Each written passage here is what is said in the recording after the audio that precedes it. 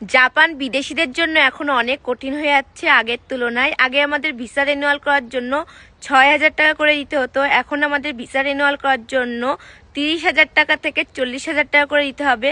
মানে ভাবতে পারছো কতটা বেশি দিতে হবে। তো জাপান কিন্তু এখন আমাদের মতো বিদেশিদের জন্য অনেক কঠিন হয়ে যাচ্ছে আর অনেক নিয়ম রুলস সব কিছু করে দিচ্ছে। তো যে কারণে যারা আমরা বিদেশিরা আছি তাদের কিন্তু জাপানে মানে সব কিছু নিয়ম রুলস মেনেই থাকতে হবে। যদি কোনো নিয়ম রুলস মেনে না থাকি তাহলে কিন্তু জাপান ছেড়ে আমাদের দেশে চলে যেতে হবে, কারণ পাঠিয়ে দিচ্ছে, আমরা যেতে না চাইলেও দিয়ে দিচ্ছে। কারণ যারা নিয়ম রুলস মানছে না তাদের জাপানে আর থাকতে দেওয়া হবে না। তো যারা জাপানে আসতে চাইছো বা আসবে ভাবছো তারা কিন্তু এই নিয়ম রুলসগুলো জেনে শুনেই এসো, কারণ জাপানে কিন্তু প্রচুর নিয়ম, প্রচুর রুলস সব কিছুতেই। তো এইটা যারা ভাবছো যে ভুল বা মিথ্যে, এটা কিন্তু ভুল মিথ্যে না, এটা কিন্তু সঠিক।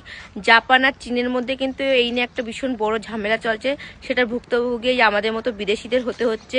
তো জাপান আগে আসা অনেক সহজ ছিল, অনেক সহজভাবে আসা যেত, কিন্তু এখনই তো জাপান আসা এতটাও সহজ না। জাপান বিদেশিদের জন্য এখন আসা অনেক কঠিন হয়ে যাচ্ছে, ধীরে ধীরে অনেক কঠিন আগামীতেও হবে।